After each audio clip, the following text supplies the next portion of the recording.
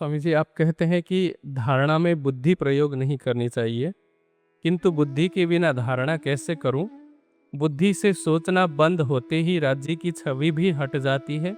मैं बस बैठी रहती हूँ, न भाव आता है, न प्रेम, न विरह। क्या करूं? देखिए, बुद्धि जो है, बुद्धि का क्षेत्र विज्ञान में कोष कहलाता है। यह सत्य है कि धारणा में मन बुद्धि सबका योगदान होता है। धारणा में जो है मन और बुद्धि लगे रहते हैं, तभी मन को आप रोकते हैं। जब मन क्रियाशील है तो बुद्धि भी क्रियाशील है, क्योंकि मन का संबंध क्या है? मनोमय कोष से है। प्राणमय कोष या अन्नमय है, प्राणमय है, मनोमय है, विज्ञानमय है और आनंदमय कोष। ये जीव के ऊपर के 5 कोष कहे जाते हैं। तो जब आप किसी भी लक्ष्य पर धारणा कर रहे हैं, बुद्धि यदि आपकी रजोगुणी है, अब देखिए, आपको घूम फिर करके सात्विक आहार पर आना ही पड़ेगा। जब मैं कहता हूं तो जो सुंदर साथ कर्मकांड से ज़्यादा जुड़े हैं उनको मेरी बातें बहुत बुरी लगती है कि मैं अचार खाने से क्यों मना करता हूँ, लहसुन प्याज खाने से क्यों मना करता हूँ। आप खाइए, लेकिन आप ध्यान में नहीं पहुंच पाएंगे। आप बैठे तो रहेंगे कि देखो हम इतने देर बैठे हैं। उसी तरह से यदि आप केवल सात्विक भोजन करते हैं, मात्रा से अधिक करते हैं, तो भी आपके ध्यान में पहुंच नहीं होगी। आपका शरीर बैठा रहेगा, मन भागता रहेगा। तो सभी चीजों में संतुलन बनाए होना होता है। आहार की सूक्ष्मता आवश्यक है, सात्विकता आवश्यक है। जब सात्विकता होगी तो धीरे धीरे जैसे आपको मानसिक स्थिरता मिलेगी, आपकी धारणा परिपक्व होती जाएगी। यदि आप रजोगुणी आहार करते हैं तो धारणा आपकी कच्ची रहेगी। आहार शुद्धो सत्व शुद्धि, सत्व शुद्धि ध्रुव स्मृति, स्मृति लब्धे सर्व ग्रंथिना विप्रमोक्ष। आहार की शुद्धि से बुद्धि की शुद्धता होती है। बुद्धि का परिमार्जन कई तरह से होता है। आहार की शुद्धता से, प्राणायाम से, धन ग्रंथों के स्वाध्याय से, और मूल रूप से होता है ध्यान से। तो जो संप्रज्ञात समाधि में पहुंच गए, संप्रज्ञात समाधि के 4 स्तर होते हैं: वितर्क, विचार, आनंद और अस्मिता, अनुगत, संप्रज्ञात। वितर्क, विचार, ये दोनों स्थूल और सूक्ष्म जगत से संबंधित है। पंच स्थूल भूतों से परे होने को वितर्क कहते हैं। और जो अलग अलग स्थितियों में ये जो चारों समाधियां हैं, अलग अलग स्थितियों में प्राप्त होती हैं। आनंद, जिसमें आपकी बुद्धि ज्ञान दृष्टि से ग्रहण कर रही है कि मुझे बहुत आनंद आया, बहुत जरा सा मन एकाग्र हुआ, तो आपको जिस अनुभूति की, आनंद की अनुभूति को प्राप्त होते हैं, उसको आनंद, आनंद अनुगत संप्रज्ञात समाधि कहते हैं। अस्मिता अनुगत संप्रज्ञात समाधि क्या है? आनंद में तो है, लेकिन आप महातत्व तक पहुंच गए हैं। अहंकार महातत्व को प्राप्त करके मोह तत्व, जो प्रकृति का सूक्ष्मतम कारण स्वरूप है, उसमें आपका जीव चैतन्य स्थित हो गया है। तो जो संप्रज्ञात समाधि है, वह समाधि आपके बुद्धि के परिमार्जन का मार्ग खोल देती है। उसके ऋतंबरा प्रज्ञा प्राप्त होती है। ऋतंबरा प्रज्ञा यथार्थ सत्य को ग्रहण करने वाली प्रज्ञा। जैसे जो बुद्धि है रज और तम से मिश्रित, प्राणायाम करेंगे तो रज और तम कुछ कम होगा। आहार की सात्विकता बढ़ाते जाएंगे तो जैसे देखिए, खूब बढ़िया खीर बनाई है और उसमें एक नींबू निचोड़ दीजिए तो क्या होगा? खीर फट जाएगा। तो जितना भी खूब ध्यान कीजिए, प्राणायाम कीजिए, ग्रंथों का स्वाध्याय कीजिए, एक बार भोजन तामसिक हो गया तो भोजन से जो रस बना, तामसिक जो स्थूल भाग होता है उसे तो मलमूत्र बनता है, सूक्ष्म भाग से रस बनता है, और उससे भी जो सूक्ष्म भाग होता है उससे मस्तिष्क के विचार तंतु बनते हैं। ऊपर से देखने में लगता है कि क्या नुकसान हो रहा है। इसके नुकसान को केवल ध्यानावस्थित योगी जान सकता है, सामान्य व्यक्ति नहीं समझता। कहते हैं, वो तो कहेंगे अरे कुछ नुकसान नहीं होगा, थोड़ी सी ही तो है, थोड़ी सी आज प्याज की चटनी है खा लो, आज लहसुन की चटनी खा लो। उनको पता नहीं है कि 1 कुंतल घी दूध में 1 नींबू पड़ता है तो फट जाता है। मैं ये नहीं कहता कि इतने कट्टर हो जाइए कि छूइए भी नहीं, आप केवल भोजन के ऊपर ही सारा ध्यान दे दीजिए।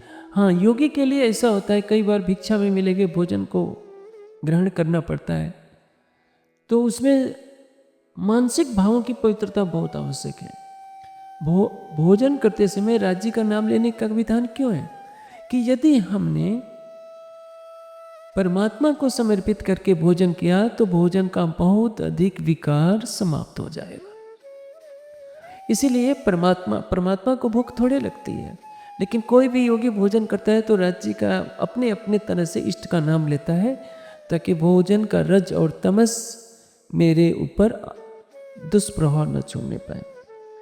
तो परिणाम क्या होता है कि यदि आहार की सात्विकता बनी रहती है तो आपके विचार तंतुओं पर रज और तम का प्रभाव नहीं बनता है।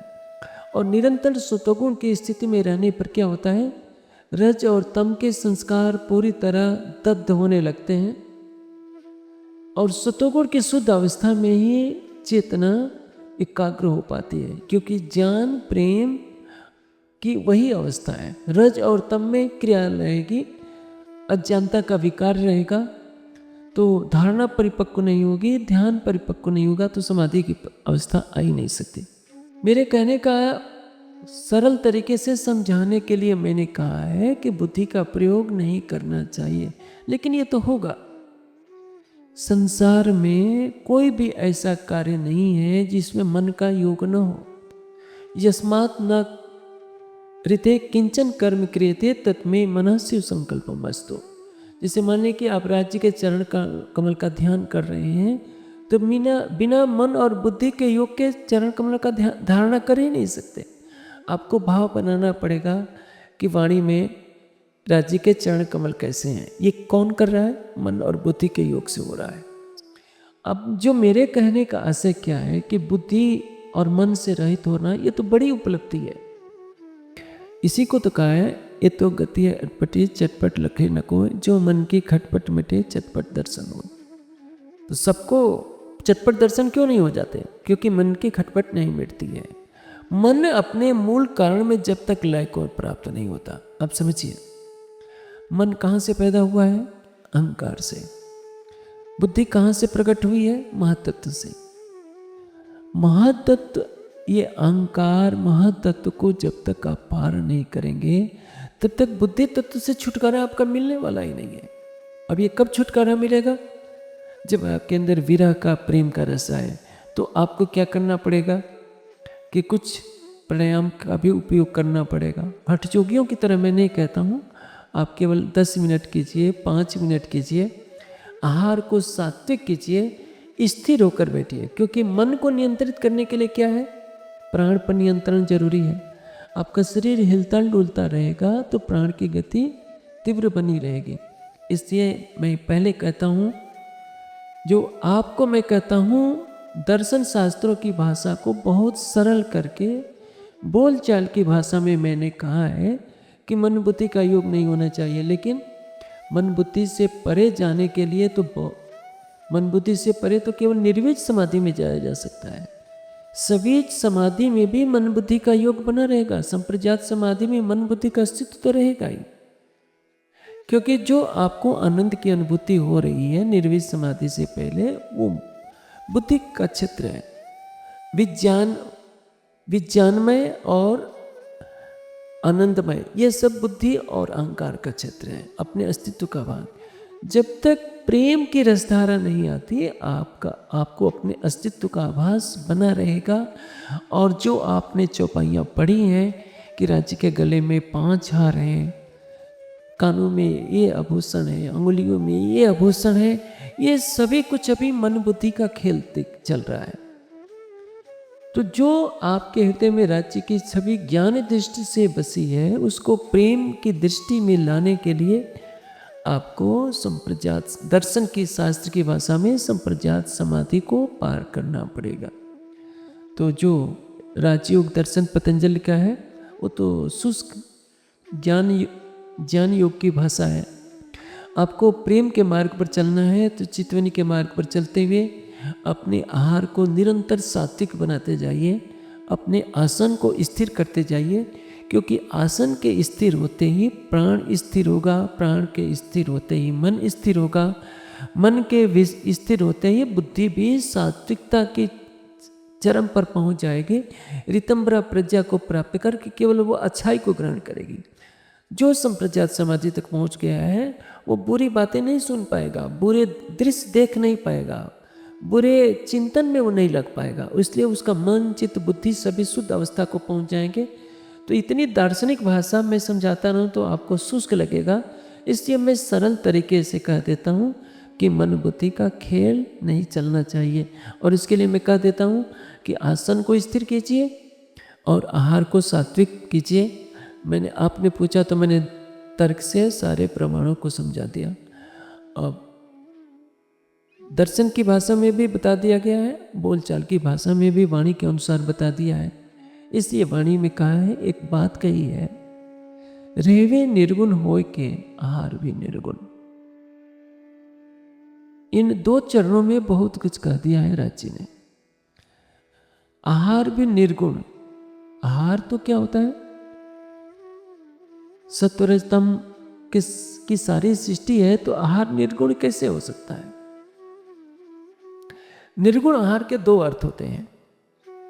एक तो यह है कि जो भी आहार होता है सठ रस वाला होता है, सठ रसों से रहित सात्विक आहार, जिसमें कड़वा, खट्टा, ज़्यादा मीठा भी नहीं होनी चाहिए, चरपरा, तीखा, कसैला, ये सारे आहार जो है प्रकृति के गुणों को लिए होते हैं। 6 रसों को लिए हुए जो भोजन है, कुछ इनमें गुण है। जैसे आम, पका हुए आम का गुण क्या है? मिठास। मिर्च का गुण है तीखापन, और लवण का गुण है क्या है? खरापन। तो ये उसके गुण होते हैं। दूसरा अर्थ ये होता है आध्यात्मिक अर्थ। निर्गुण आहार का तात्पर्य है कि हम ब्राह्मी भावना में भोजन करें। ब्राह्मी भावना में भोजन का अर्थ होता है, आपने बकरी को खाते हुए देखा है? बकरी खाएगी तो बहुत जल्दी जल्दी चबाती जाएगी, उसके जबड़े बहुत जल्दी से चलेंगे। गाय कभी भी वैसा भोजन नहीं कर सकती। तो बकरी कहीं भी शांति से रह नहीं सकती, चिल्लाती रहेगी, शांति से बैठ नहीं सकती। गाय धीरे धीरे खाती है, भैंस उससे कुछ आलस में होकर के तेज से खाती है। तो पशुओं की इस प्रवृत्ति को देखिए। जो लोग बड़े बड़े कौर डालते हैं, आजकल वो क्या होता है, ब्रेड का होता है, पिज्ज़ा या बर्गर जो खाता है, मैंने देखा है वीडियो में, लोग सोचते हैं कि 2-4 कौर में ही सारा खा जाए। तो वो बड़े बड़े कौर डालना, खूब जल्दी जल्दी चबाना मनुष्य को तमोगुण की तरफ ले जाएगा। बकरी थोड़ा थोड़ा खाती है, ज़्यादा मुंह चलाती है तो उसमें रजोगुण की प्रवृत्ति पैदा होती है। गाय देखिए सात्विक प्राणी है। किसी अपनी गौशाला में जाकर के देखिए गाय कैसे खाती है, थोड़ा थोड़ा धीरे धीरे ही चबाएगी कोई भी गाय। उसके संस्कार में है। बकरी के संस्कार अलग है, गाय के संस्कार अलग है, भैंस का संस्कार अलग है। जो मांस खाने वाले होते हैं देखिए कैसे खाते हैं। देवताओं का भोजन अलग होता है। आप सीरियल में देखिए भगवान गौतम बुद्ध कैसे खाते हैं, राम कैसे खाते हैं, राक्षस कैसे खाते हैं, उनके खाने पर ही सब कुछ निर्भर कर जाता है। तो यदि आहार को सात्विक बना लिया जाए, शरीर को स्थिर बना लिया जाए, धारणा पर मन को केंद्रित किया जाए, तो थोड़ा समय लगता है, उसके पश्चात अपने आप मन बुद्धि की निष्क्रियता हो जाती है। तो जो निर्गुण आहार है उसका आध्यात्मिक अर्थ होगा त्रिगुणातीत आहार, गुणों से परे। त्रिगुणातीत आहार क्या? ब्राह्मी भाव में भोजन करना। ब्राह्मी भाव क्या मतलब? जैसे वैदिक कर्मकांड में एक मंत्र आता है, जैसे वेद का मंत्र तो अलग पढ़ा जाता है, अन्ने अन्नपते जो कुछ है,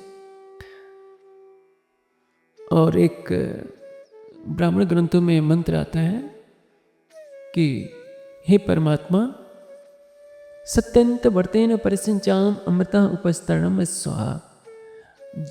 मैं ज्ञान को अर्थात ब्रह्म को प्रकृति अर्थात जल से सिंच रहा हूँ। हे परमात्मा, तू मुझ जीवात्मा का बिछौना है, इसे स्वीकार कर। अब इसके भाव कितने ऊंचे हैं।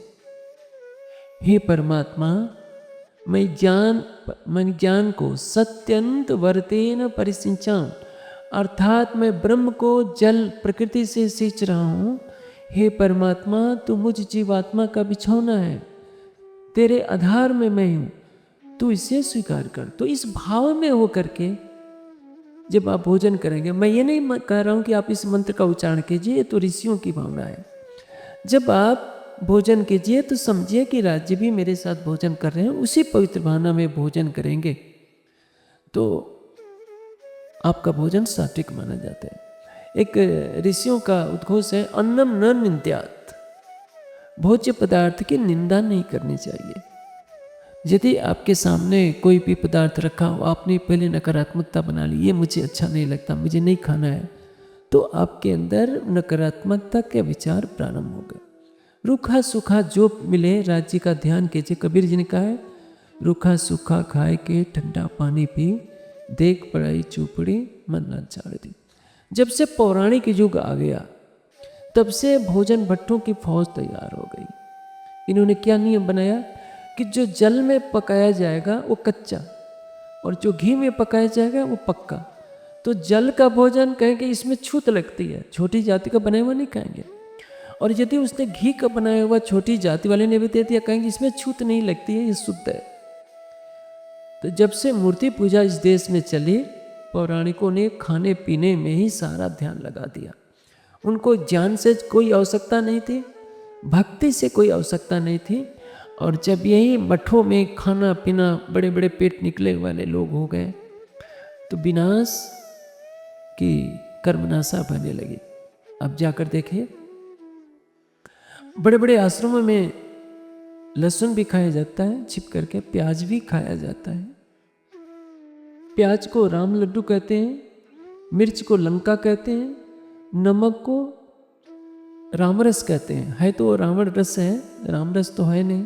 लेकिन बड़े बड़े महात्माओं को इसके बिना नहीं रह जाता। उनका जो स्पेशल भोजन होता है, आप देख करके दंग रह जाएंगे, उसमें कोई सात्विकता नहीं होती है। वो रजोगुण प्रवृत्ति गृहस्थी लोगों का भोजन है, सेठ लोगों का भोजन है, जो बड़े बड़े मठाधीश करते हैं। तो इनसे ध्यान साधना नहीं हो सकती। ध्यान साधना के लिए रहवे निर्गुण हो के आहार भी निर्गुण, साफ दिल सुहागनी कभू न दुखावे के। मैं क्या कहूँ, आप सूरत और जामनगर मंदिर का भोजन तो ज्ञानपीठ का कोई व्यक्ति नहीं कर पाएगा। इतनी मिर्च पड़ती है वहाँ कि जैसे सब्जी ऐसे खानी पड़ेगी जैसे चटनी खाई जाती है।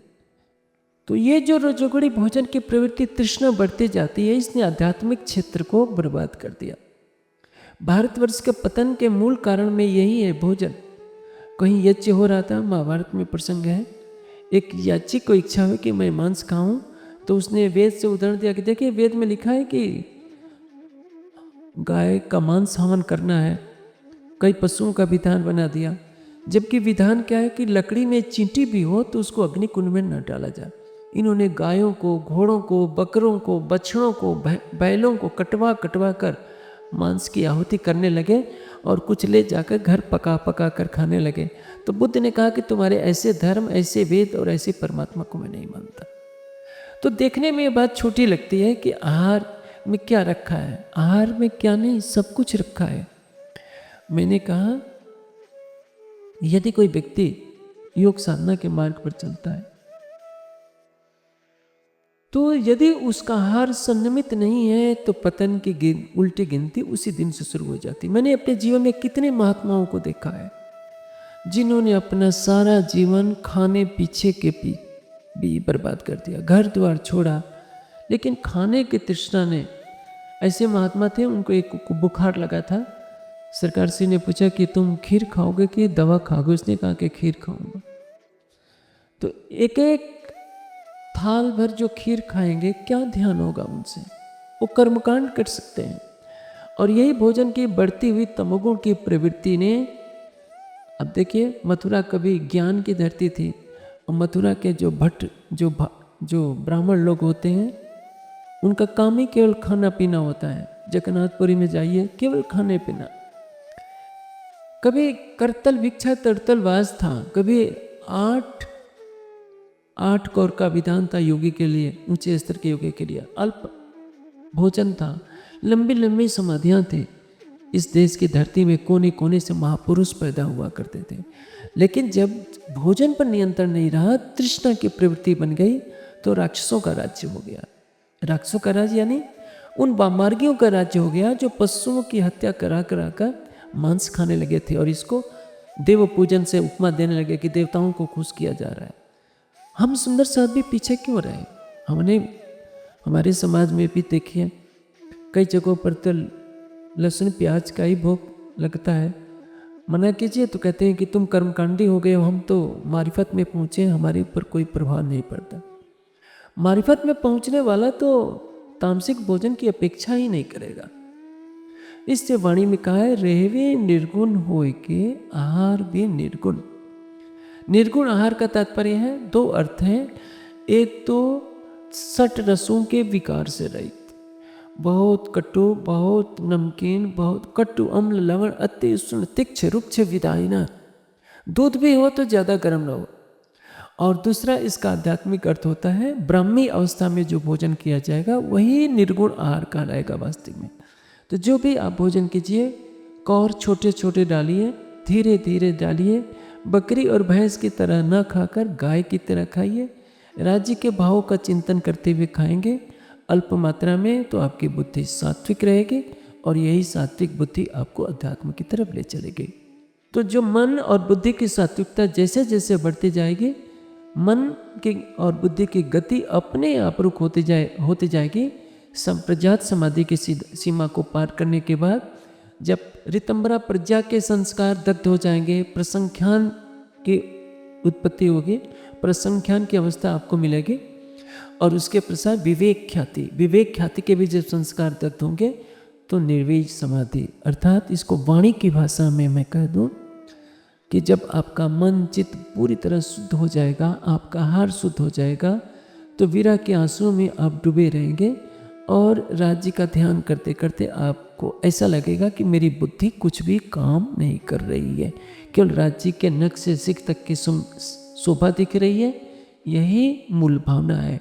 और इस अवस्था को प्राप्त करने के लिए परमहंस महाराज श्री रामरतन दास जी ने, सरकार जी ने एक बार बताया था, एक रोटी में उसमें ड्राई फ्रूट भले ही पड़ा था, महाराज जी कई कई हफ्ते गुजारा करते थे। रोटी का एक टुकड़ा खा लिया, पानी पी लिया, बैठे हैं।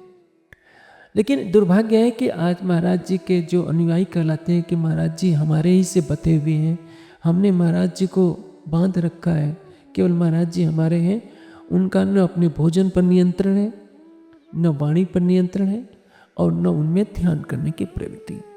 महापुरुषों की सच्ची पूजा क्या है? उनके पदचिन्हों पर चलना, उनके बताए हुए निर्देशों को मानना। जैसे सरकार से को मानने वाले क्या करते हैं? तम्बाकू का मंजन नहीं छोड़ेंगे। सरकार से ने कहा था कि जो सतगुरु कहते हैं वो करना चाहिए, जो वो करते हैं वो नहीं नकल करना चाहिए। तो महाराज जी को मानने वाले गांजा पीने में लग गए, मिर्च मसाले, गरम मसाले खाने में लग गए। किसी भी परमांश के आंतरिक गुणों को देखना चाहिए कि इस अवस्था को पाने के लिए उन्होंने कितनी साधना की है। इसलिए महाराज जी का यदि आप भोजन देखेंगे, किसी भी परमांश का भोजन देंगे तो सात्विक होगा, सूक्ष्म होगा, तभी वो रात को कई कई घंटों की लंबी समाधियाँ लगा सकता है, राज्य को प्राप्त कर सकता है, और संसार को भी लाभान्वित कर सकता है। इसलिए ये अटल नियम है, इसमें कोई हेर फेर करेगा तो सफल नहीं होगा। भले ही कुछ लोग उसकी हाँ में हाँ मिलाने लगे, लेकिन ये प्रकृति के शाश्वत नियम है। इसलिए कहा जाता है अथ योग अनुशासनम। जो आपको कहा जा रहा है उसका पालन कीजिए। अब ये मत कहिए कि एक ही मिर्च तो खाता हूँ, एक ही कप चाय तो पीता हूँ, क्या नुकसान होगा? नुकसान तो होगा, आपका लेवल वही बना रहेगा, उससे आगे नहीं उठ पाएगा। अधिक जानकारी हेतु हमारी वेबसाइट www.spjin.org पर आएं और हमारे YouTube चैनल को सब्सक्राइब करें। धन्यवाद।